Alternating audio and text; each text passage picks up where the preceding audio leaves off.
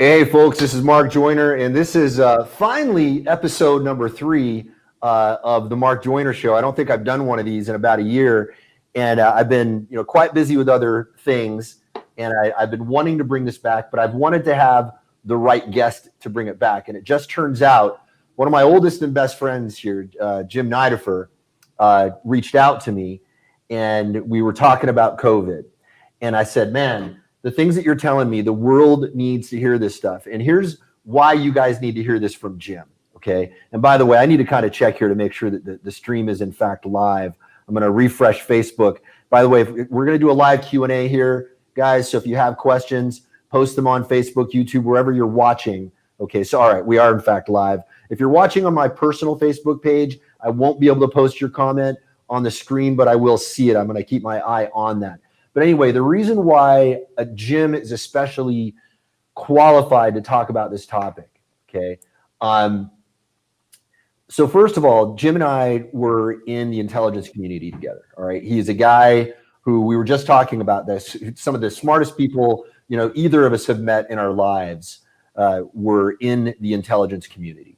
Say what you will about the military. Obviously, the vetting process they have of getting people into that program is pretty damn good. And Jim brings that intellectual firepower to the table here. And also, Jim is a guy I know to have great integrity.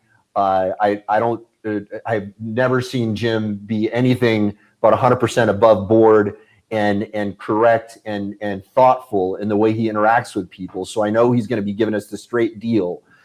And then also, he is in a unique situation right now where he can report about this stuff from the front lines, because guys, there is so much misinformation about everything going around in the world right now. I think journalism is kind of it's almost dead. There are some real journalists out there trying to do some good work, but for the most part, most of what we see in journalism right now is just is really, it's shameful in how bad it is and how distorted it is and how agenda driven most of it is. So many of us don't know who to turn to. And by the way, David Turek, who I'm pointing on here, this is a doubly qualified man to comment. I'm looking forward to his comments as we speak. He is a orthopedic surgeon and a neurologist both.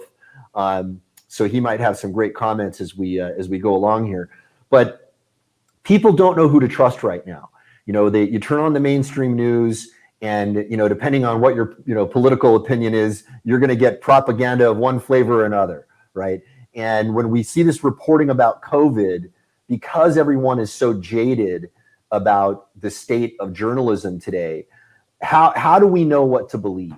And I think one of the really important things that we need to do from an epistemological discipline standpoint is to rely on primary source information as much as possible. And when we have a guy here who is supremely well qualified to comment on this stuff and is on the front lines, we can get at least his perspective on what's going on. And you guys can do with that information as you will. So with that said, Jim, great to have you on, brother, and great to talk to you again. Hey, I've been really excited to catch up with you, Mark. Absolutely. I mean, I get on, I see the conversations develop, on your channel, and it's really, really fascinating because I appreciate it so much because so many people that interact with you really bring a fascinating perspective to the table. Right. And it comes from both sides, and it comes from people who are really, really willing to question from a learned place exactly what's going on. And so, when I reached out, I really, felt like being somebody who is seeing things firsthand might be able to, it just like you said, give a little bit of that additional perspective for people who are kind of looking for some of the answers, because so much of what we get from the media is, bite-sized. A single statistic does not tell the entire story and does not necessarily give you in any way the information that you need to make an informed choice about what's right for you, what's right for your family. Well, this is one of the failings of reductionism in general, right? Now, reductionism is a great intellectual tool. There are times when it's right to, separate out an individual variable and look at that information in a vacuum. There are times when that is extremely useful. However, one of the things, I don't know how you feel about this from a medical perspective, but being a sort of a self-imposed guinea pig of all sorts of different medical experimentation on myself and the kind of nerd who jumps into the medical journals, one of the things that I have come to understand is that reductionism is often also a great distorter of reality. Mark Twain said, there are lies, damned lies, and statistics. It's very easy to lie with statistics. If you take one number out of context and present it to people and say, look, the number of cases are up, therefore, the sky is falling. Well, okay, but there's other information that we need to know around that. There's context. There are confounding variables. All of these things we need to look at in concert to create a healthier view of what's actually going on. So with that said, Jim, actually, before we start, could you just tell people you normally are working as a nurse in an ER, correct? Is the normal day job? So actually the operating room. In the OR. Okay, sorry. Yeah, okay. Yeah. So yeah, and so full disclosure here, to sort of preface what my knowledge base is, right? So let's start off with what I am not. Okay. I am not an epidemiologist. I'm not a virologist. There's a lot of good scientific information out there, and I really, really recommend people to jump on and read that data, particularly around the Pfizer data with their vaccine and things like that. I'm not here to. There are a lot of people who know a lot more about that, and a lot of people who I read with your group who know more about that. But what I do really have is an on-the-ground perspective. My background is surgery, primarily neurosurgery, head and neck surgery, orthopedic surgery. I've been in the hospital system for 20 years, and I've been in management, so I understand the finance side of the hospital, and I understand the dynamics of the hospital and what makes the hospital tick and sort of why things happen the way that they do. And so I think that, the importance of that is understanding kind of the nuance of, why the hospital does what it does, why we come at things from a certain policy perspective, and then what certain risk factors are. Fortunately, I have access to some pretty good granular data on a smaller population, but that's a big enough population, that we can extrapolate some pretty good information to see what sorts of decisions we should make. So that's where I come from. Right on. And you come from one of the most respected institutions in the world. Can we talk about specifically what hospital you work at? Is that, I don't know if that's kosher in this context or. Yeah. So I'm here in Southern California and I work for Scripps Health. I've worked for Scripps Health for 20 years. I'll tell you, it is a absolute top-notch institution. People come from all over the world to get treated by Scripps. The research at Scripps is, we have Nobel laureates who are in the cafeteria, who are doing true fundamental research that are changing the way that we're going to live in the future. Yes. Wow. That's got to be amazing to be in that environment, man. Just, around those world-class people doing that level of work, that's it's pretty impressive. Yeah. And that's the cool thing about it, right? You go to work, you get to work with really, really brilliant, interesting people, and you get to take care of people, and it's different every single day. It's rare when you don't go home and you're like, what did I do today? Push a bunch of papers? No, not like that No. at all. Wow. That is very, very cool. Well, let's talk about the context here that started this whole conversation, because you reported something to me that was very different from what I had been hearing anecdotally. And my perspective on this has always been like, okay, I don't feel like I have enough information to really know what the hell is going on. And one of the stories that I heard from people anecdotally from various hospitals was that in the beginning of this thing, part of the whole idea was, hey, let's divert resources from one part of the hospital over to COVID response so that we can flatten the curve along with the lockdowns and all of that, and we have the resources there available to help people, as the demand increases. But what I had been hearing from people was that they were shutting down certain parts of hospitals, but they weren't actually diverting people over to COVID response, and that a lot of healthcare workers were just losing their jobs or were underutilized. But what you told me yesterday or 2 days ago, this is how quickly we moved on this thing, was totally different from that. And I thought, holy shit, everybody needs to hear this, man, because if this is happening at your institution, this is not the picture that most people that I talk to have in their minds. So, Jim, would you mind sharing that, what you shared with me? Yeah. So we kind of run through the timeline of, how things developed. And I think that actually that's one of the really, really interesting parts of this story. And that's a little, difficult to grasp, right? So when COVID initially surfaced, we didn't know what we were dealing with.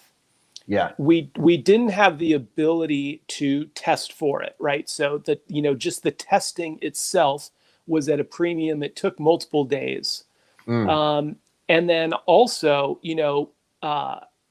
there was a huge run on all of the supplies that we need to maintain things. Okay. So originally we reduced, and I work in surgery. So we reduced our surgical volume to only our emergencies. And, that's really, for us, we're mainly a surgical hospital. About 10 or 15% of what we do, 20%, like it needs to go now. Like we need to take care of this. You have cancer, this has got to happen. Yeah. The majority of surgeries, and this is when we get into a little of the nuance, right, with what we call elective. So they say, well, we need to stop doing elective surgeries. All right, well, so somebody who's in a tremendous amount of pain, who can't go to work, who can't be with their families, whether it's, they need a hip replacement, they need back surgery, right? They're not going to die from it, but they're going to be miserable and they're going to suffer a ton of ill effects. So, but that is an elective. We consider that an elective procedure. Wow. So all of that went away originally, right? Immediately, because we weren't sure who had COVID. We had no idea how many cases were out there.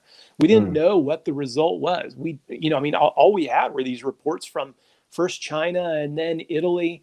Healthcare workers are dying. The hospitals are completely filling up.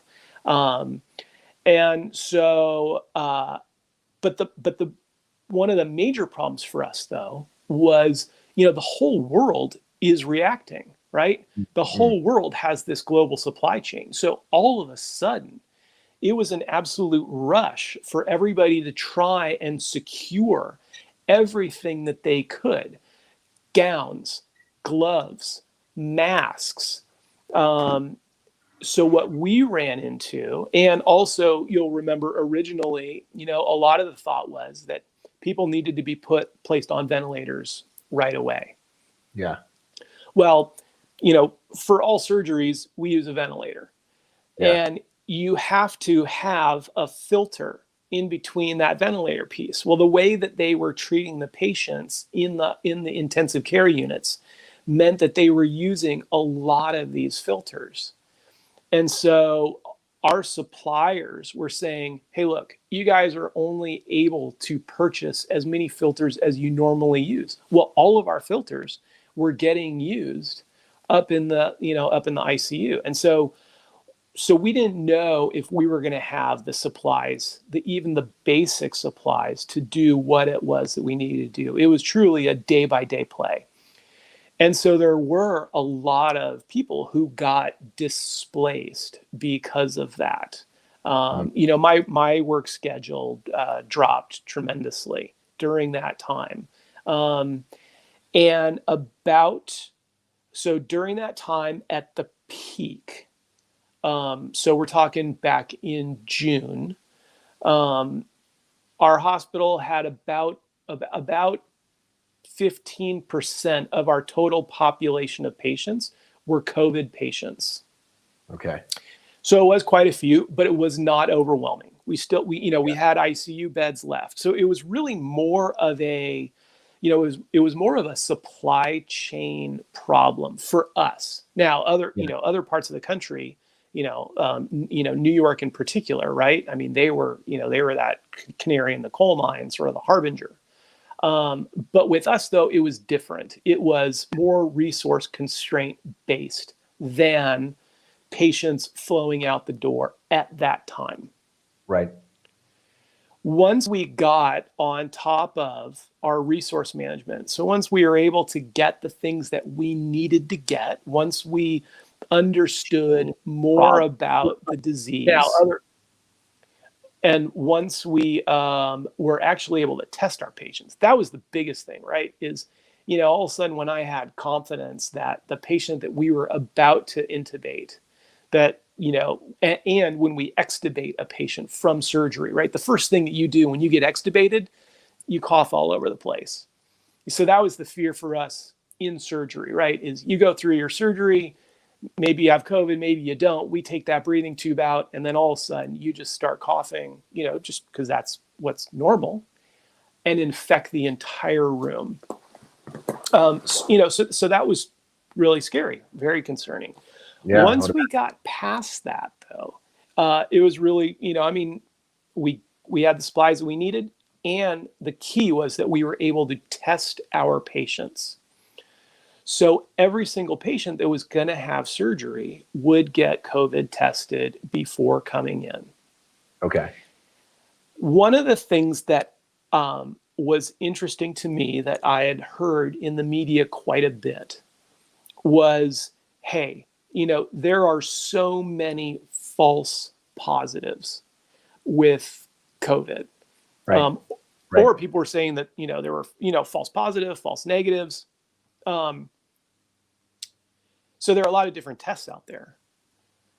What was interesting on my end was we really were not we were testing all of our patients, but we weren't finding positive test results on very many people at all. Okay. We would have maybe 1-2 people a month who would pop up as COVID positive, and we would have to cancel their surgery, right? So you're talking 40, 50 surgeries a day. Everybody's getting tested, but we're not actually seeing that many people. And so that was a really, in my mind, that was very, very interesting. To me, what that said was, this isn't, one of the narratives is, look, this is so prevalent out in the community, right? There's 10, 20 times as many people who have this, who are totally fine, that we're not seeing, that aren't getting tested. Yeah. But the problem is when we're testing all of our patients and we're not getting positive results, and we're testing 50 patients a day, it's a small sample size, but it is a sample size where you would expect, you'd start expecting to see more people turn up positive. And we weren't seeing that. It's statistically probable to get more positives from that population, you would imagine, right? Right. You would expect. And, and so early on, right, back then, And to give you a little bit of an indication, so back then, San Diego was, so the entire county, we're identifying about between 100 and 250 positive COVID results a day. Okay. Our hospital system was about, like I said, 10, 15% full. We were able to manage it. We had beds. Yeah. All right. Jump forward to the last couple of weeks. Yeah. So everybody that I work with, who I trust, and we've all been expecting it to be rough through the winter. Mm-hmm. What's been surprising to me, and which is, I think, will be a really interesting conversation, is I didn't expect Southern California to be the problem spot, right? Yeah, sunny San Diego. I mean, you're getting lots of vitamin D. General immunity should be higher. Healthy lifestyles. People are able to be outside. I would have expected, I thought for sure we were just going to see an absolute disaster zone through the northern part of the country, Northern Europe. Southern California was not where I would have expected the epicenter to be, in January. Mm. All right. So anyway, but fast forward up to Thanksgiving. So just prior to Thanksgiving, we started really seeing an uptick in the number of cases. Yeah. And so the county was registering about 1,000 cases a day that they were picking up, right? And so basically a multiple of between 5 and 10 of what we had seen during the previous peak. And so we really were starting to expect there to be more COVID patients coming in. Yep. All of a sudden, then you get a couple weeks past Thanksgiving, and that's when things really, really, really picked up substantially. And so all of a sudden, our hospital system is seeing about 30, moving up towards 40% of our total population, right, is COVID patients. Wow. We were forced, so resources, and so then all of a sudden it shifted, right? So we had the things we needed. We had gowns, we had gloves, we were able to test people. We solved that problem. All of a sudden we did move into the problem of, we don't necessarily have the beds, or more importantly, the nurses and the qualified medical people on the backside to take care of our surgical patients. So our hospital system on its own said, hey, look, all right, we need to start figuring out what we need to do. We're gonna have to delay some stuff. So surgeries, we had to say, all right, if you need a bed overnight, we only have so many beds. Uh-oh. So we're delaying surgeries for things like back surgery, total joint surgery, things like that, because we just didn't have enough of that. Jim, you cut Go out for ahead. just one critical second there, and I want to make sure I understand what you said, because I'm piecing together the two ends of what I heard. And so it sounds to me like what you were saying was that the number of cases is starting to spike so high in the hospital that you had to start diverting resources from other parts of the hospital over to COVID response. Yes. Yeah. Well, beds and. Yeah. So so there were enough beds full. We were concerned enough that we didn't have enough beds, that we could not allow people to have surgery and then stay in the hospital afterwards. Yeah. And so that was self-imposed by the hospital. Okay. We just knew we don't have the resources. So we're going to have to stop doing some of the surgeries.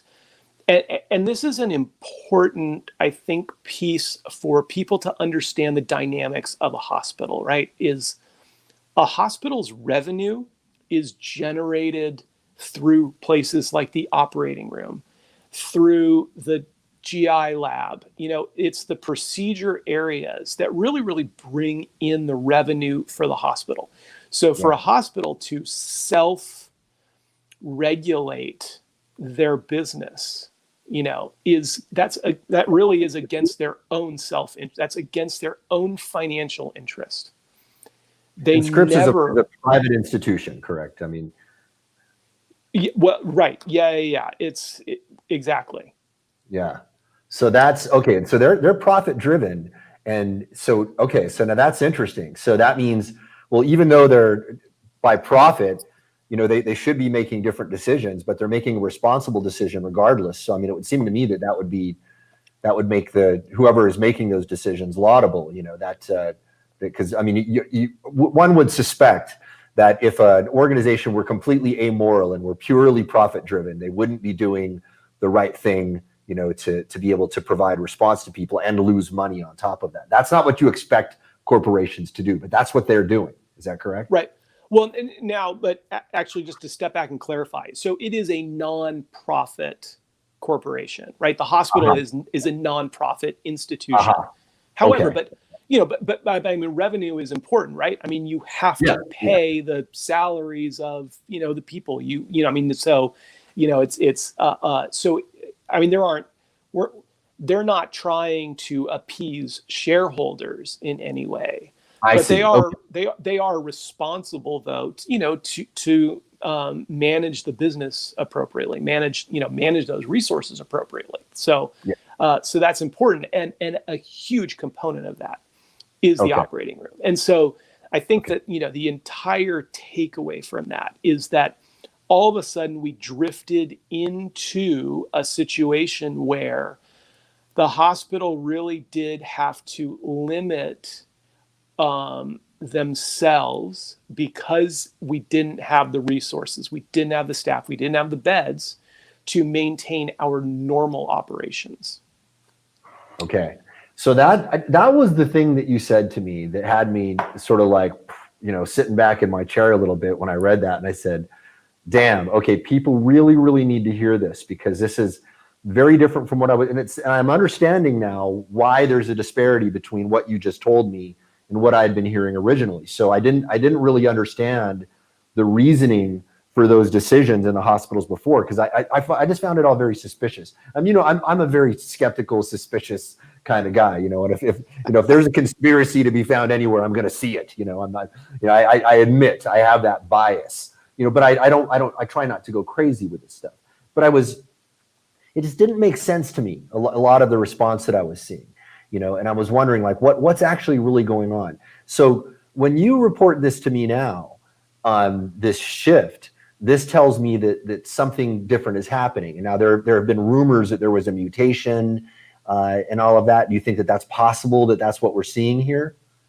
Yeah, so that was one of the interesting questions that I had, especially since one of the good things about San Diego is there is a direct San Diego to London Heathrow flight, right? Yeah. So this this variant. I mean, how can if you have a 777 flying in, every single day from Heathrow, that's how viruses get around.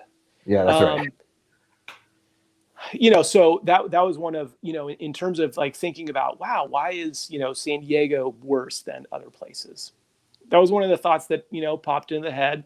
They are doing more genetic sequencing and looking at stuff.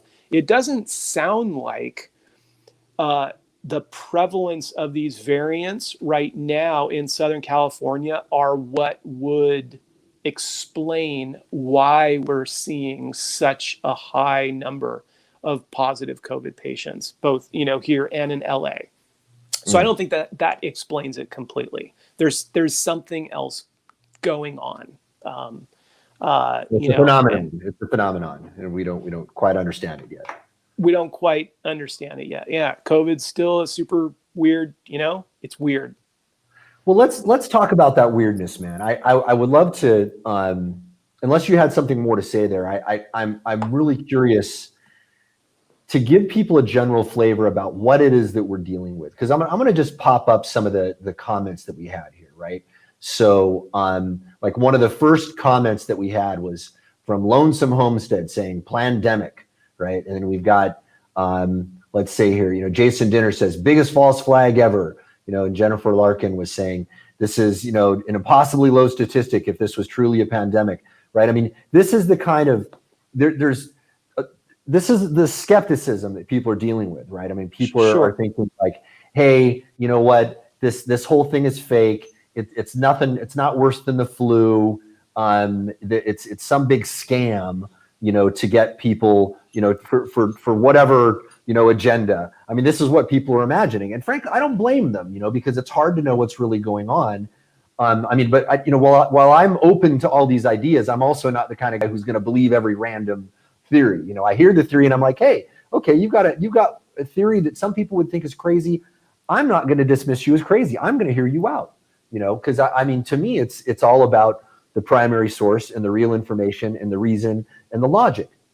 So let's hear it now. What does somebody go through when because you've had to deal with COVID patients now, because you've been switched, because you personally, right, you were moved over, you're no longer doing these elective surgeries. You're now, and the way you described it to me was, what was the metaphor you gave? You said it would be like, somebody who was in intel in the military, like we were, getting ordered to go onto the front lines to shoot bullets with the infantrymen.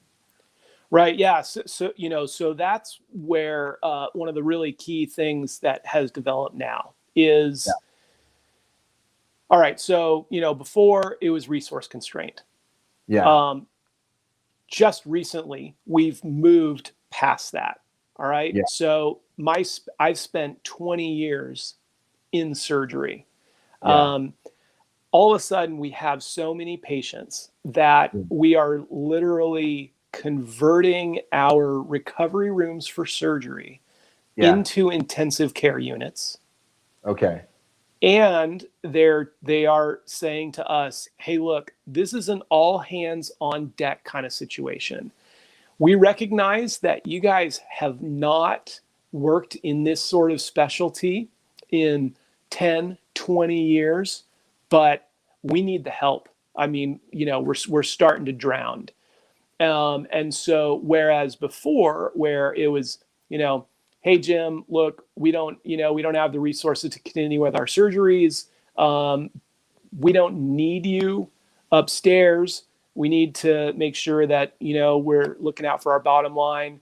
You're just going to stay home today. Now it's, hey, I know that you haven't done this sort of thing in 20 years, but you got to come help us out. Yeah. And so, that's a really, really interesting development, and not one that, I mean, the hospital doesn't, they don't want to send me, up there unless they have to have me there. Right. I mean, I am one of the really important pieces in their revenue generating process down in the operating room, taking care of patients who need craniotomies, patients who need spine surgery. You don't want me upstairs taking care of COVID patients unless you're really desperate. Yeah. So that's the, that's the situation that we're in now. With regard to, is this, worse than the flu or not worse than the flu? Well, I can categorically say I've never seen a situation like this in the hospital before. Yeah. And so, this is 20 years of experience talking. So yeah. And so, what I'm seeing on the ground does mirror somewhat, with what we're being told. All right. Okay. But when we talk about statistics, like let's dig a little bit deeper with that. Right. All right. And so one of the, all right. So right now, about 10% of the patients in our hospital for COVID are under 50. Okay. So. Wow. All right. That's surprising. So I think I think it tells you two things. One is it tells you there are people who are under 50 who are in the hospital, so, it's from those statistics, it's a little unclear just how many people have pre-existing conditions, right, that make them susceptible to that. Yes. However, if only, the under 50 demographic, right, that's massive. It's huge. Yeah. And so if 10% of our hospital population is under 50, chances are you don't necessarily know somebody personally who's been hospitalized from it. Right. But from a statistical standpoint, that's a decent number. But so anyway, 10% in the hospital currently under 50 years old. Yeah. It jumps up dramatically by age, right? So the 50 to 60, another 20%. As soon as you start, though, getting into that 60, 70, 80 range, right? That's really, COVID is really substantially affecting that population. Yeah. Okay. The other interesting statistic that I can tell you is, so at the original peak, a number of months ago, if you were admitted to the hospital, there was about a 17% chance that you would pass away from COVID. A what percent chance? 17%. 17%. If you were admitted into the hospital. Okay. If you're admitted to the hospital. Okay. Right now, it looks a little more like about 12%. Okay. So, which is really, really good news, right? They've gotten better at treating it. Mm-hmm. But I'll tell you, you get admitted to the hospital, though, and still there's a 12% chance you won't be leaving the hospital. Yeah. That's, that's something to consider. I don't like those odds, personally. I would not roll those dice myself. So, all right. Man, so many questions are coming to mind. Could you give us, and this is, I think, probably going to be a very hard thing to say here. Could you give us just a general flavor for what you think, or what we might even, I don't even know if this is knowable, but compared to the flu, what is the R0 like, or the R naught? And so for people who aren't familiar with that is the replication rate of the virus. It's an exponent, to show you like how, how many people have to be infected before another person is going to be infected, right? On average, just to simplify it.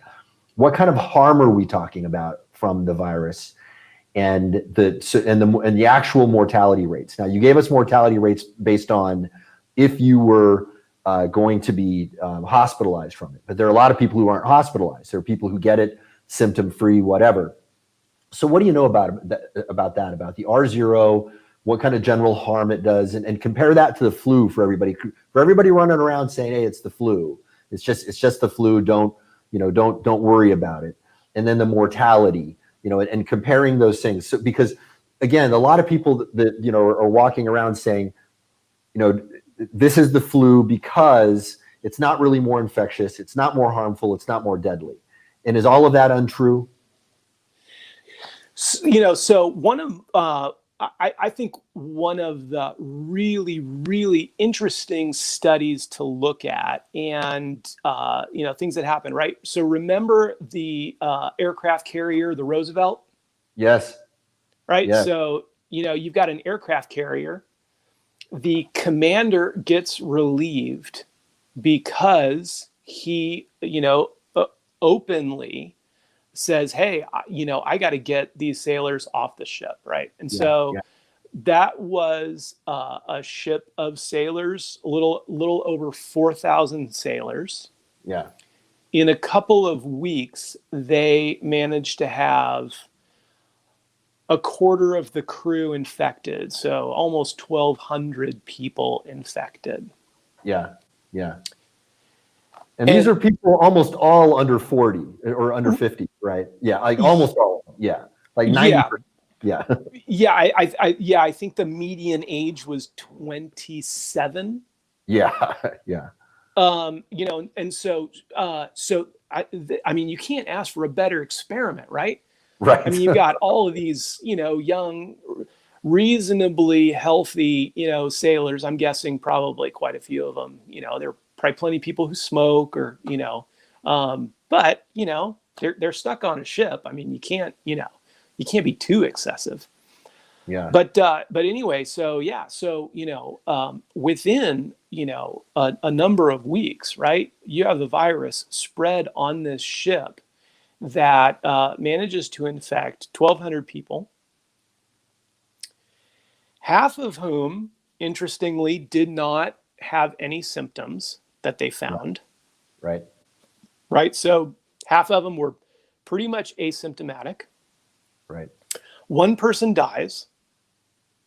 I think 4 people get admitted to the intensive care unit, and then I think another 16 or 17 were admitted to the hospital. Now granted, this was early on, so they probably leaned more on the side of being conservative in terms of admitting somebody to the hospital and stuff like that. Yeah. But it was certainly concerning enough to the commander, right? The commander of a nuclear-powered aircraft carrier. Yes. That that obviously, and you and I are military, right? I mean, there was probably a real concern that this was going to compromise their ability to be operational. Oh yeah. Yeah, for sure. I am not aware of an instance, right, of the flu that's been like that. Right. Right. Yeah, that's one of the things that I found very interesting as well. I mean, yeah, I mean, to make a decision that would impact operational readiness based on wrong information is not something you would tend to see in in the military, right? I mean, I mean, as you remember, we try to filter out for as much of that bullshit as we possibly can, because we all have the sense of like, hey, this is life or death stuff we are dealing with here, and we can't monkey around. Yeah, there's a lot of bullshit in the military. There, people lie on reports. There's there are politics that people play, but I would find it very hard to believe that the report of what happened on that aircraft carrier, especially in the Navy, who I think it's probably the most disciplined branch, of the 4. Yeah, I would find it very hard to believe that would be a false report of any kind. So that's a profound observation, actually, and a good comparison. Yeah. So I think that we look to some of these, right, to you look for these little things to verify, like what am I being told versus what am I seeing. What are these secondary effects that we're seeing, whether it be a hospital system that is compromising their revenue because they're so compressed that they have to care for patients, or whether it's a military that is compromised in terms of their readiness, right, and their their ability to carry out their mission because of what's going on. Yeah, exactly. So we had a comment here, and this is so Jason Dinner says he never answered your question. He would be great on CNN or Fox. Jason, in Jim's defense, he actually did kind of answer it in an oblique way, right? He was comparing how he had never heard of a case of influenza that had such consequence on an aircraft carrier, and I don't think that's an inapt comparison, really. Yeah, I mean, I don't know what Jim could specifically say about the R0 and the harm and the death rates, because I think these numbers are kind of hard to know right now, aren't they? Well, and also it's not my area of expertise. Right. As I said in the beginning, I mean, I'm not an epidemiologist, and so I don't want to pretend that I can speak to those specific statistics. Yeah. I mean, really, where I think that it's where I want to lend my voice to this conversation is to validate what we see going on the ground, right? Is what we see going on the ground, is that consistent with what we're being told? Yes. And so do you feel like what you're seeing on the ground right now, from the frontline perspective that you have, do you feel that the media reports that we're getting, and they vary depending on, I mean, every different media outlet is reporting on this differently. How do you feel about the way journalism has handled this so far? I mean, so in all honesty, I mean, with this, and particularly people talk about the bed availability, right? And sort of, this argument about, well, so, California has shut down a lot of things and tied it to bed status.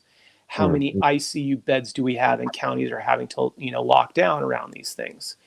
Yeah. And, I can just say that, from our perspective in the hospital, yeah, I mean, it is a day-to-day struggle where people are trying to figure out, do we have the resources to staff a bed for what it is that we're trying to do? And it's very, very fluid, though.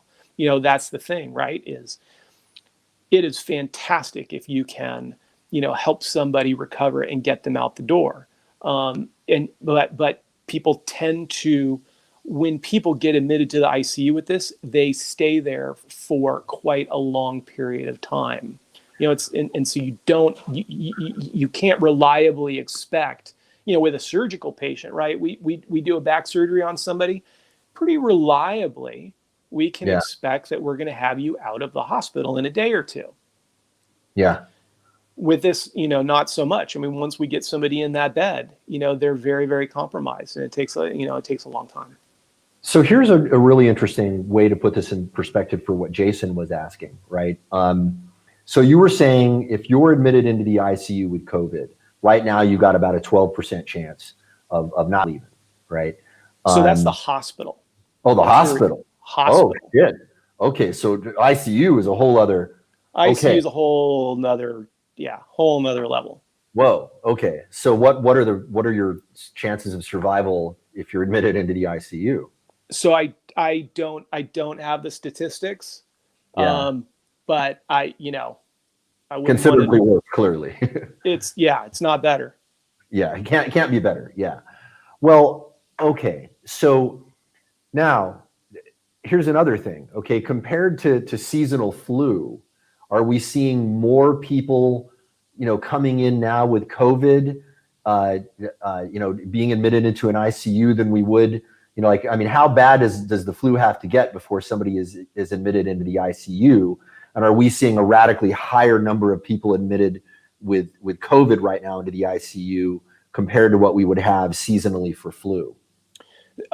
Unquestionably. I mean, there's just no question that we don't, have many, many more people being admitted for COVID than we have seen, for flu in recent historic memories. I mean, Okay. Yeah.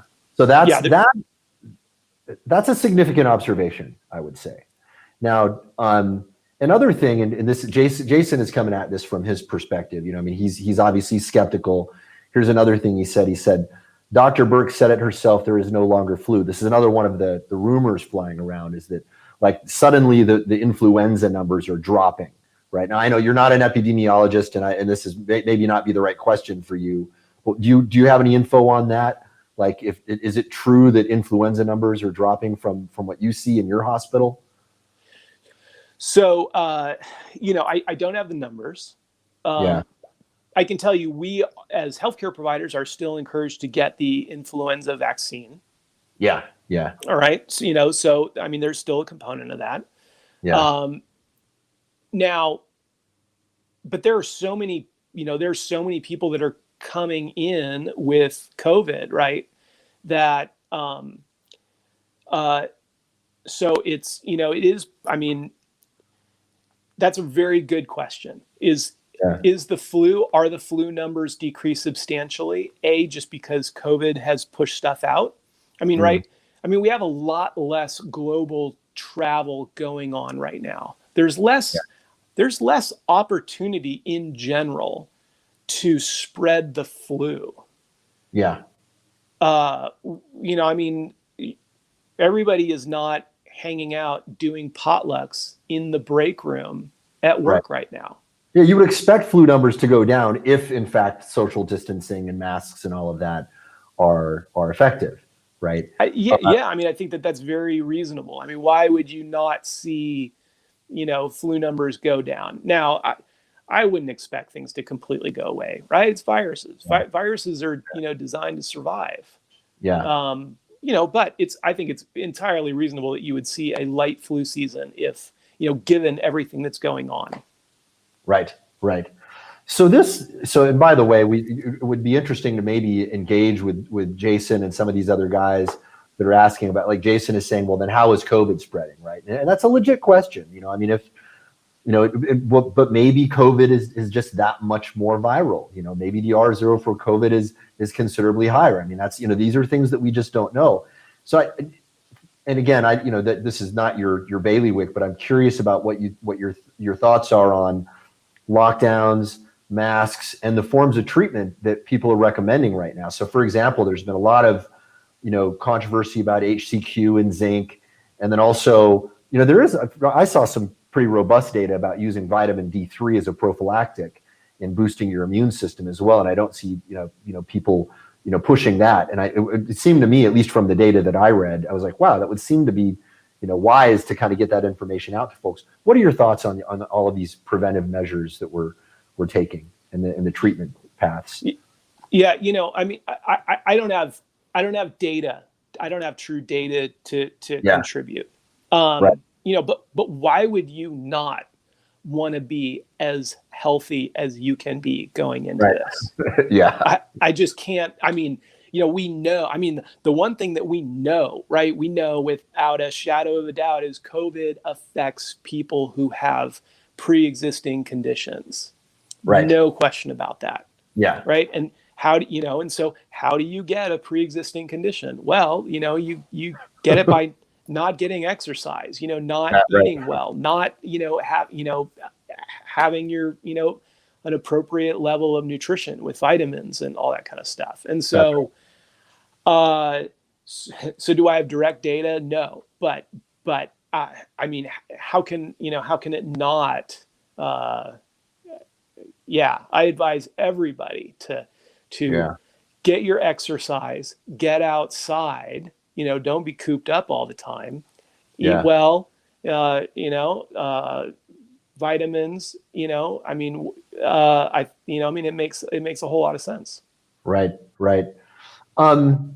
So here's another one of the things that's been really interesting is, so right now in Thailand, right, they've been changing the way they manage it, over time. And just recently they started this thing where it was like, hey, if they catch you without a mask, even in your car, they're going to pull you over and give you a fine, right? And the thing that I find really interesting about it is that they don't care what kind of mask you have. And I mean, basically everybody's got a freaking dirty sock on their face that they've worn, 30 times, which I'm wondering, like, is that really helping? Because I mean, wouldn't you need like an N95, that's got the proper, micron size filtration to really make a difference? But do you have any opinions on the whole mask issue? Yeah. So, well, so the mask issue is interesting, right? And so now, for a healthcare worker who's going to be in a confined space with a COVID patient, right? Who's been in that confined space, like, I mean, you have to have an N95 mask. Yeah. Absolutely. You guys aren't wearing a fancy sock with a design on your face, Yeah, no, huh? You absolutely, and that's the key, is a confined space. Yeah. In terms of casual contact, though, walking by somebody on the street, or having casual contact with somebody, in the grocery store or something like that. Yeah. We talk, there's a lot of discussion about, oh, well, the virus is X number of, nanometers, and the mask doesn't even, protect against that. Well, the problem is the virus is, caught up in the droplets, right?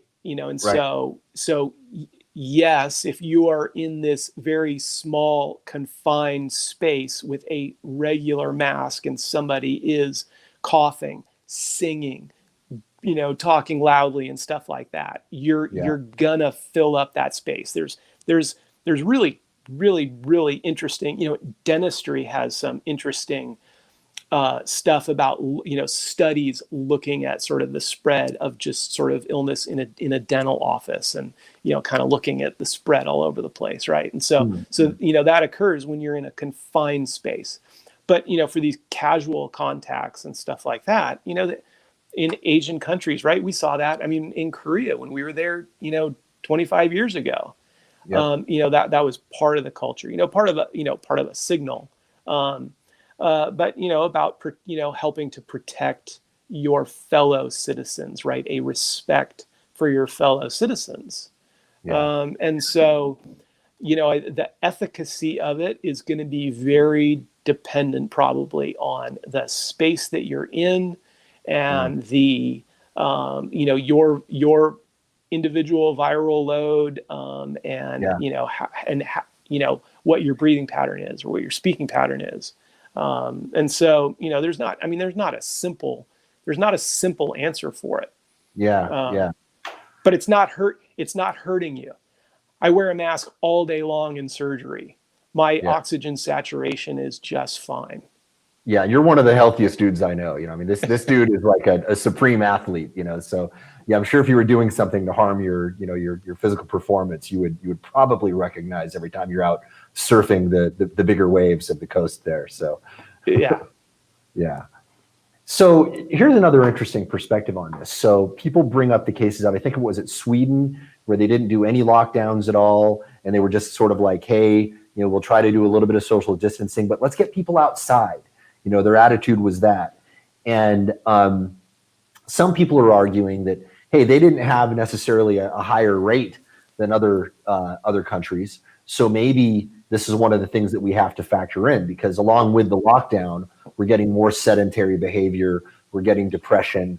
I was telling you, here, before we started in Phuket, and I have mixed feelings about being in Phuket right now. I love it because it's quieter, because I don't really like the tourists of Phuket. That's not why I'm here. That's not my lifestyle.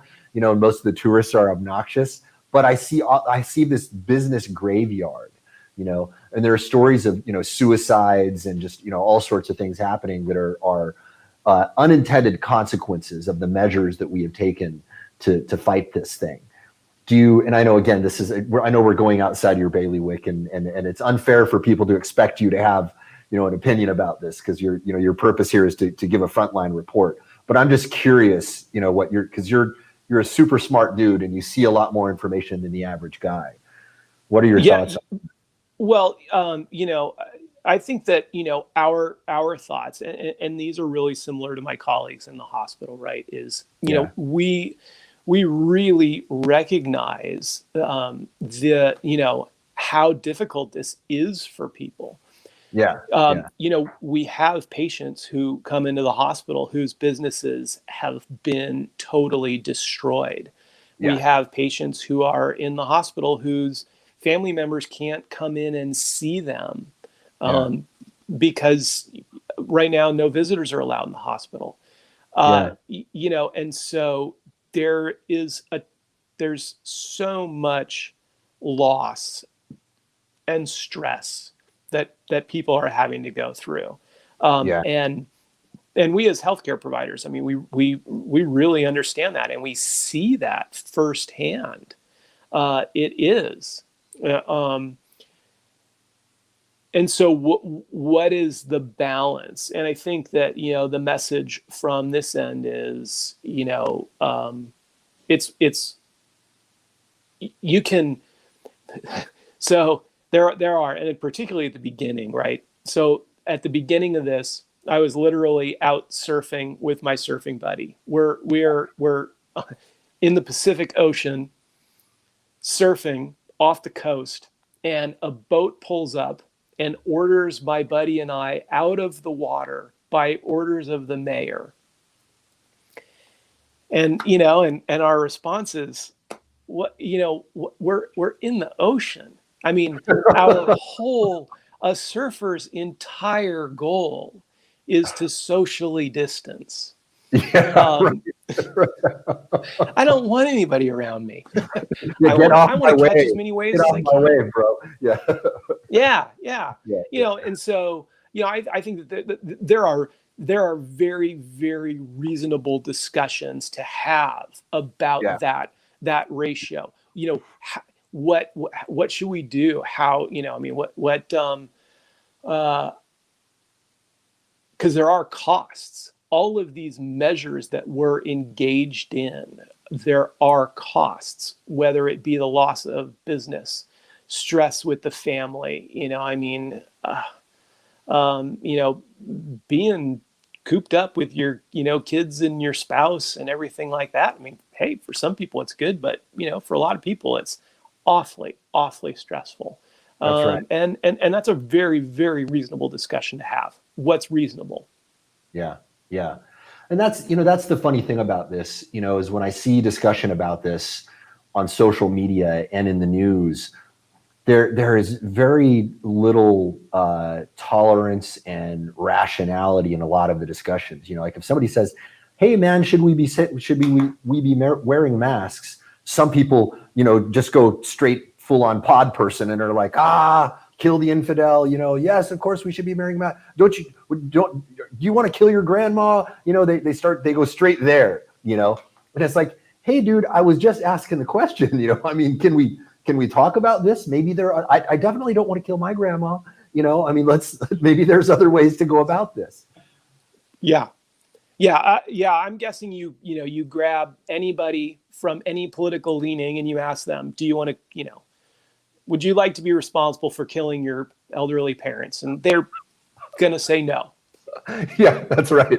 That's right. But of course, in every political cult, that we have in America right now, the other side is full of the baby killers and the grandma killers, right?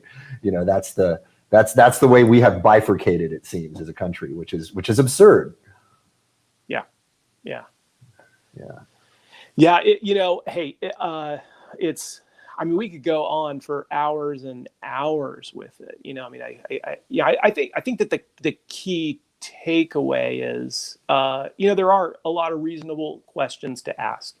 I think that, I want, from my perspective, I want people to, I don't think that, the data that I see, the data that's presented to me, and what I see as a frontline person on the ground, is really, it's really fairly consistent. My observations are pretty consistent with what I'm being told. Yeah. It's people's interpretations of that I think that, get, kind of muddled. Yes. This is worse than the flu. Yeah. Does this mean that we should shut everything down and nobody should work and nobody should go anywhere and you shouldn't talk to anybody and you should wear a mask and you should cross the street the second you see somebody? That's a different question. Yeah. Those are, so, but I would encourage people I would encourage those who think that this is no worse than the typical flu, that this is just kind of media, generated, that look, ask, there are lots of nurses out there who have, frontline experience and lots of physicians, I think that they can help to validate, some of that stuff. But I think that there's a lot of stuff to really be reasonable about, in terms of like what does make sense, right? I mean, get out there, get your exercise. Somebody passing you on the opposite side of the street without a mask on is not going to give you COVID when you're out for a jog. Like, get out there, live your life, be healthy. Yeah. Right on. Well, listen, after hearing you say all of this, I mean, you're one of the people I trust the most in the world, and you're in this position to report on this in a way that I have a lot more confidence in. And it's a sorry state of affairs that that we are in an era where people don't trust the information that they're being presented. And I don't blame the people who don't trust the information at all, right? I mean, I think that there's a robust body of evidence to support that journalism has been, greatly corrupted, right?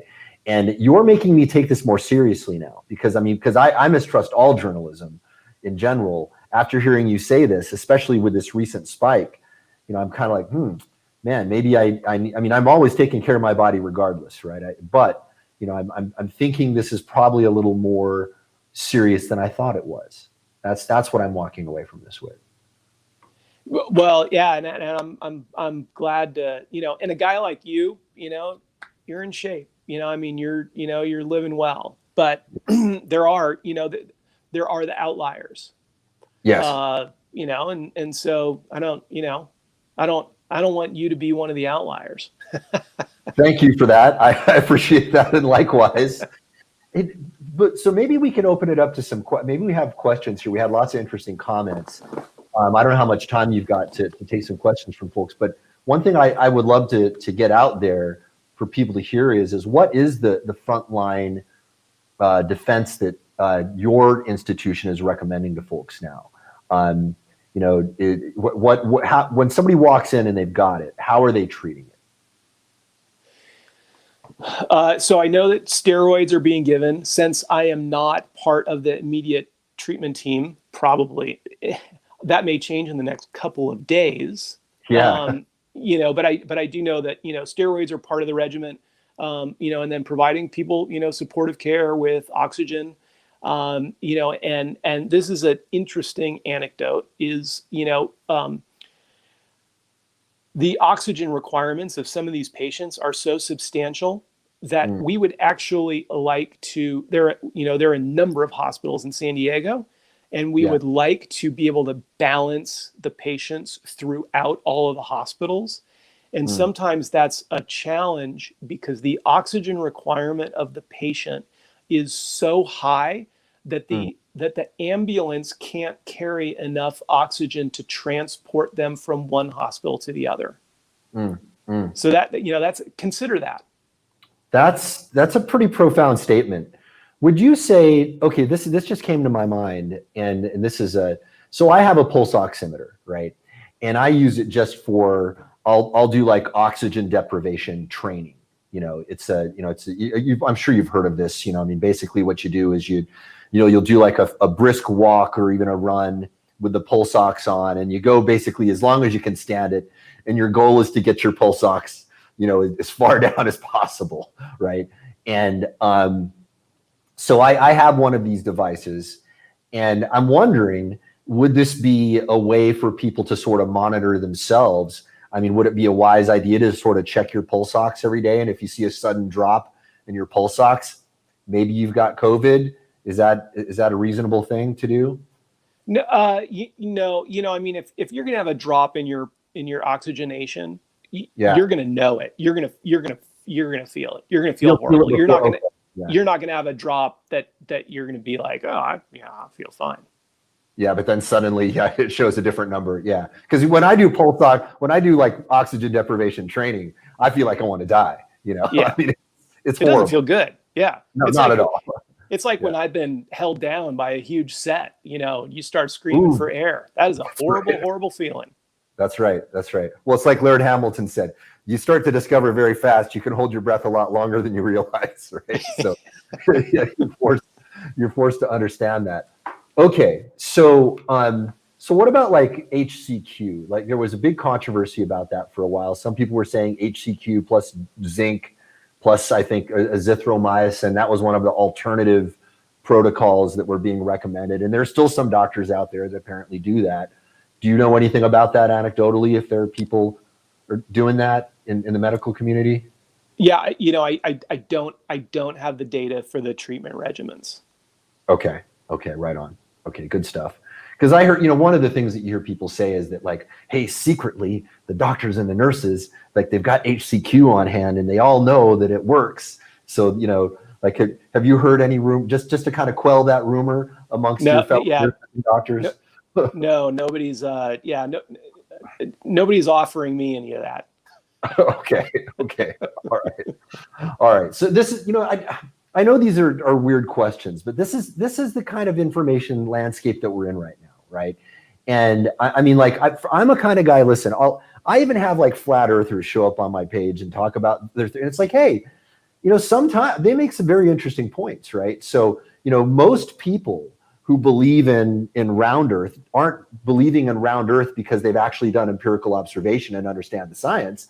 It's because they're merely repeating what authorities have told them.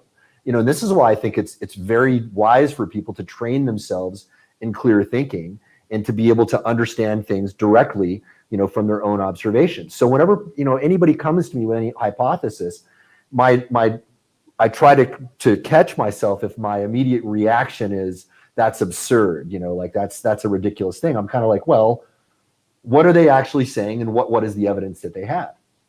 And most of the time, people don't have any evidence at all to back up, what they're saying, or they've got, rather strange evidence to support it. So, the quality of the evidence that you're providing right now, I think is this is top level stuff. People have got to understand this. This is frontline reporting, from somebody with a lot of experience, talking to a lot of people. You are in a better position to know reality about this than the average person by far. Yeah, I think that the message that I wanted to get out is there's a lot of misinformation that basically says that the hospitals are really incentivized to make this out to be so much worse than what it is. Yes. And I think that my takeaway message from somebody who is really on the ground is that the hospital, the hospital, from what I see, right? And I'm not the decision maker, but what I am seeing are decisions that are being made in order to take care of the community, putting the community first over revenue. Yes. I can just tell you that honestly. Yeah. That people in the hospital administration are making the tough call to forego what brings in money for us. Yes. Because our resources are constrained and they need to take care of people. That's truly what I'm seeing. That is a really, really big statement, because this is what a lot of people are hearing is hey, the numbers are inflated because they're financially incentivized to diagnose as COVID as well. That's another bit of information that's out there. So it's like if somebody dies, let's say they got stabbed and they had COVID, one of the rumors out there is that increases the number of COVID death numbers. Do you know about that at all? Do you know if that's legit? So, what I can tell you categorically is, the physicians and the nurses only have downside risk by misrepresenting something. Okay. The physicians, that's not how they make money. Yeah. And the nurses, that's not how they make money. Right. But if you misrepresent something in the medical record, there can be tremendous personal costs for that. And so, so I just don't, it's hard for me to understand why somebody would want to do that. It does not benefit them to do it. Well, and that's what I try and that's sort of one of those perspectives that you try and figure out, like, well, who's got skin in the game? Why would somebody want it? Why would they be incentivized to do that? And I'm just saying that the nurses and the physicians and those guys, there's no incentive for them to misrepresent anything. So the counter argument would be that it wouldn't be happening necessarily at the nurse or doctor level. That they're simply just recording data, right? And so a guy comes in with a stab wound, he's tested positive for COVID. He died of a stab wound and he had COVID. Are the people that are tabulating the total numbers of COVID deaths, are they taking people who clearly died of other? I mean, I don't know if this is something you would know from your end or not. But the question would be, who is tabulating that information, and are they tabulating it in that way? Because that's one of the rumors that you hear floating around. Sure. So Yeah, it's not that the nurse or doctor is misrepresenting it, that it's just mistabulated. Yeah. I can't speak to that specifically. But Yeah. again, though, you circle back though, and right, and you hear these things, but then the problem is you're like, well, hey, I hear all these arguments, and Yeah. uh, but when we come back to we are literally taking our providers out of their normal, very, very productive area and shunting them somewhere else, right? Yes. There's that should tell you that there's something else going on. Yeah. There's something to this. There's something, like this is something we need to pay attention to. Right. Right. Well, I'll tell you, you certainly have me, again, more concerned than I was. The information that you're presenting to me, I mean, just looking at the gestalt of it, it's a very different picture from what I had understood before. But this seems like this is a dynamically changing situation as well, and that perhaps, my perception of it before was a little more accurate. But based on some of these recent changes, maybe there is, in fact, more evidence, to support concern. I mean, especially with, this uptick in cases, that's. Well, it's a fascinating time. I mean, it's with the vaccines, and I know that, the vaccines are definitely of interest, to your your group, but medically, it's such a fascinating time, and the real hope is that, we can get certainly the vulnerable populations vaccinated soon. Yeah. So that, that people can get out and start, doing what we all should be doing. Right. Yeah. Yeah. What are your feelings on the vaccine? I mean, it was a rather fast time to get that turned around. And as I understand it, this is a different type of vaccine than is normally used as well. And again, I know this is also outside of your bailiwick too. I mean, really, we've got to be talking to virologists and epidemiologists about this.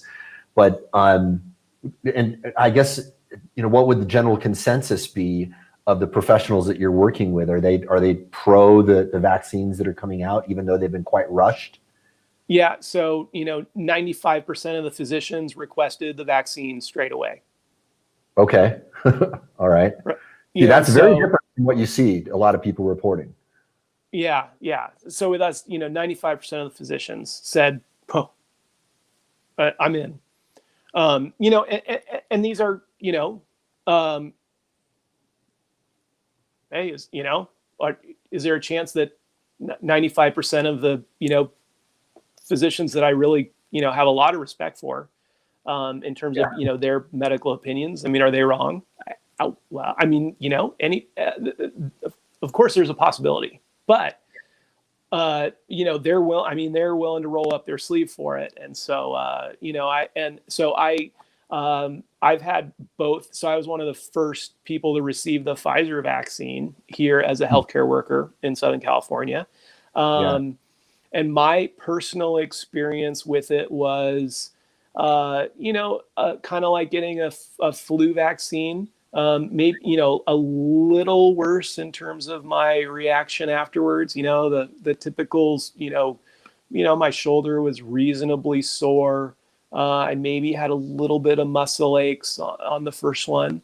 And then, the vast majority of my colleagues have all been sort of in that, kind of that spectrum as well. And so, the N is small, right? But I've had, both doses, and, that's been my experience, and that's been the experience of the vast majority of the people who have received it as well that I know. Well, but you did have that full head of hair last month, though. So, okay. Everybody watching, I'm totally kidding right now, guys. Please understand. Yeah. Okay. So this is some good, reasonable information that we're getting. All right. So we got a question. So Umut Bitsili, sorry, buddy, if I'm pronouncing your name, Bitsley. Sorry, Bitleasley. Okay, I hope I'm pronouncing it correctly. I've heard that nurses do IV-based vitamin C for prevention. Have you observed that? I've not ever heard of that with the nurses.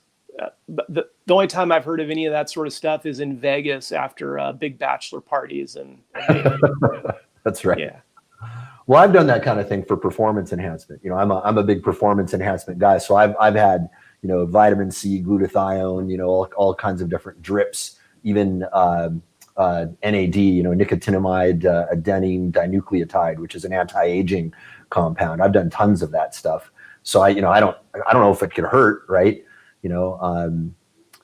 Yeah, I mean, I think a vitamin C drip is probably going to give you, an immune system boost. But I think you need to have a consistent immune system boost to really protect yourself as a prophylactic from this thing. You can't protect yourself one day and not protect yourself the next. Yeah. Yeah, well, vitamin C drip is not going to give. It's not going to be like putting on a condom for a year. It's. Yeah. True enough. True enough. All right. So Robert Frost. Okay, Robert Frost, an interesting guy. He's in a group that I run, a business group. He is he's sort of an interesting polymath. And he has done a lot of, physical therapeutic work, kinesiology. He's got, degrees in various different fields. Super smart dude. He runs an alternative health practice. He says he'd rather have COVID than the vaccine. So what would you advise, Robert? Do you think that that's an ill-advised stance from his perspective, or from your perspective? I truly think it depends on the individual. Right. And so, and I will describe it in terms of my own thoughts, right? So here's my calculus. I'm under 50. I'm really in pretty good shape. I'm actually not that, I go out and I surf some pretty good sized surf. Like, there are certain activities that I engage in that are probably more risky to me than COVID. Now, the risk of COVID to me is not non-existent, but it's highly likely that if I got COVID, I would be fine. Yeah. That said, though, my parents, I want to go visit my parents. And obviously professionally, I need to be around patients and things like that. Yes. And so my personal fear is much, much more so of me contracting it and then me giving it to my parents or somebody else who's vulnerable. And especially when we look back right at the Roosevelt, half of those sailors who tested positive didn't have symptoms.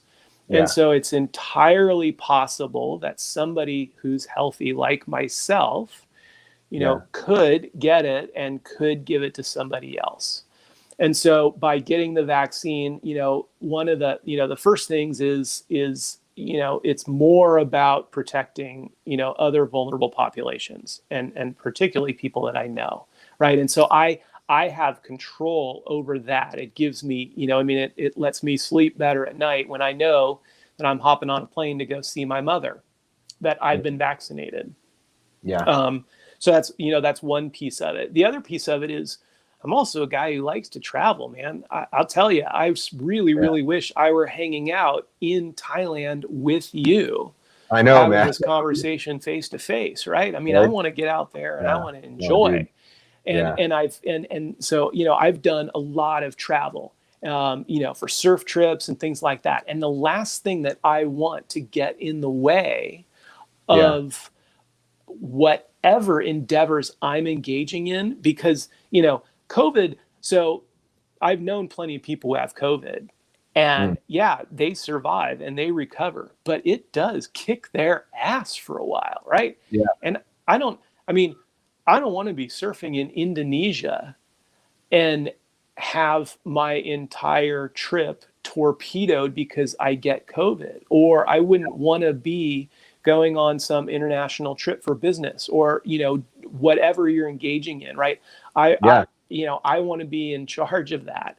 And so by getting the vaccine, it gives me a little more confidence that, I figure I'll be fine, but I don't really want to spend 3 weeks or a month, not being able to do the things that I want. And really, though, the key is, exposing the people that I really care about, who really are vulnerable to it. Yeah. That's an interesting part of the whole larger picture. I mean, for me as well, like I don't travel that much. I just don't like to travel. I'm a routine kind of guy, and I like to be in a place where I can have a healthy routine and stay there. I mean, that's kind of my go-to thing that I do, although I'll bounce around from location to location. But generally, once I'm set, I'm like, all right, I'm here. I'm going to be here for like minimum 6 months, probably even a little bit longer, and just live a good, healthy routine and get a lot of shit done.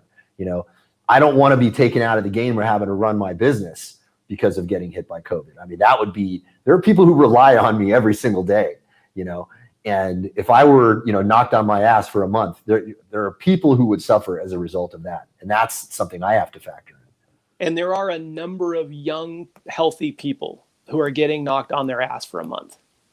Yeah. That's not uncommon. That is not an insignificant thing to observe.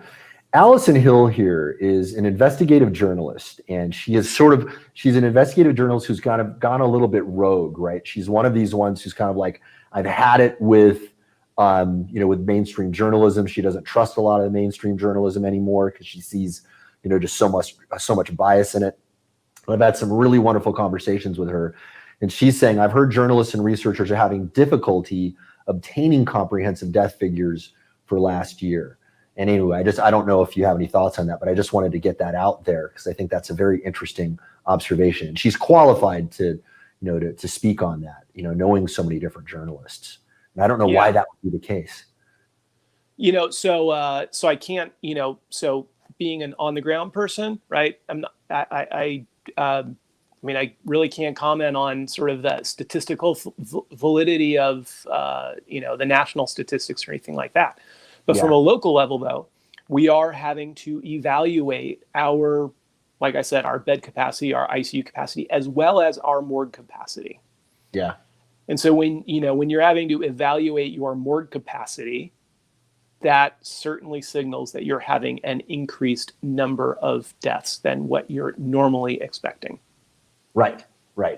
Yeah, that seems unequivocal, right? Whatever the cause of those deaths are clearly higher. Now, here's an interesting, I'm seeing this from two different people here. So Elizabeth Catherine, so she says the vaccine hasn't proven to prevent transmission. Is that true? I have not seen any official studies around it. Okay. All right. So there, I got to tell you, Jim, one thing I love and respect about you and the way you're handling this is you're like, hey, this is what I know and this is what I don't know, and you're very measured about that. And it's, man, wouldn't it be nice if we could turn on the TV and we're getting more of that, Exactly. Yeah. Here's right. That is really the important piece. Here's what we know. Here's what we don't know, and here's what we here's what we think, and here's what, why we think, but we might need to reevaluate that down the road. Yeah. Right on. Okay. Let's see here. I'm trying to see if we've got any, interesting other questions here. We've got some debate, coming up. We got some people that are on the conspiracy side, some people that are, against, and that's always the case, with any conversation I start. And I welcome, that debate. I wish it was more civil most of the time, but it's good to see people having these conversations.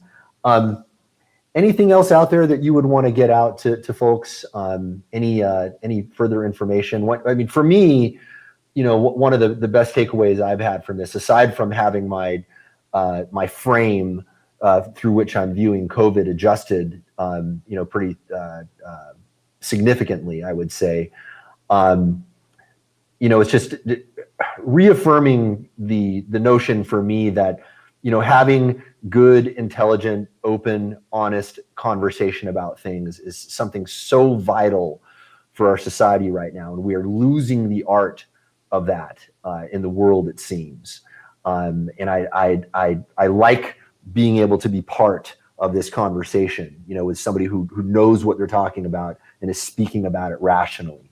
And it's just sort of reaffirming, my conviction about how important that is, because I don't think most people realize how important it is to be able to have conversation without, getting heated, without, thinking irrationally. I mean, although it's, can we all think rationally as humans? It's a philosophical question we have to ask, but we have to endeavor a lot harder than we have been, for sure. And this is, the way this conversation is developed has reaffirmed the importance of that for me. Yeah, I think the takeaway is right. You do see people that take advantage of situations. Whether it's for any and all sorts. I mean, political advantage, financial advantage, and all of those things can be going on, and people need to be wary of all of those things. Yeah. That doesn't mean, though, that the threat is not real, right? They can both be there. There are, any number of journalistic organizations, politicians, who can be trying to frame this through the lens that will promote their agenda. But we also still need to be rational and understand that, that there is a threat associated with it as well. And so what's the best way to navigate it, for us, for our family, for those that, we care about? Yeah, so I have a list of what I call Joynerisms, right? And these are sayings that I try to get out there to people to help them see things that I think are important for people to see clearly. And one of my Joynerisms that I like to repeat is causality is never binary, right? It's multivariate and conditionally dependent. So, when we have this, like, COVID it's either a scam or it's the worst thing that's ever happened to the world, right? And that's the binary lens through which a lot of people are looking at it. And it's like, well, nah, maybe there's, some nuance here. Maybe there is a legitimate threat. Maybe there are people who are politicizing it and adjusting the way that we're perceiving it for their own, ends. That's almost all certainly true. And the fact that we can't have that sort of nuanced conversation about it is another one of these harbingers. It's like the way you see, the number of people, the number of bodies in the morgue going up, and the availability of beds going down is a harbinger of, the potential problem. The inability of people to have nuanced conversation is a harbinger to me, for just the global sanity of us as a species. We kind of got to get better at this. Allison Hill has a really interesting question here. Maybe you might know about this. She says, how does COVID affect children? What about vaccines for kids? I have a child, and so this is important for me. So I only deal with the adult population.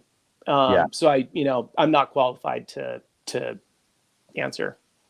Okay, right on. All right, man. Any closing thoughts you want to share with everybody, or you feel like we've covered this here? Great conversation. I really, and you're right. That is exactly what we desperately need. Is nuanced conversations, and for the most part, people are on the same page. That 95% of what we care about is completely aligned. Yes. Yeah. That's the funny part of it, right? If everybody sat down, we had a bunch of boxes to tick. Do you want to kill baby kittens? No, definitely not. Do you want to see old people die and suffer? No, almost all of us would agree on these things, and we don't talk about the stuff that we agree on. But I am about to get in trouble with my wife for not showing up for dinner here. So. All right, brother. Hey, great having a conversation with you, and give Elizabeth my best.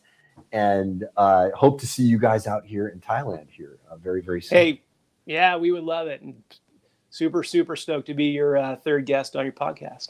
Hey, man, I'm honored to have you on, and talk to you soon, brother.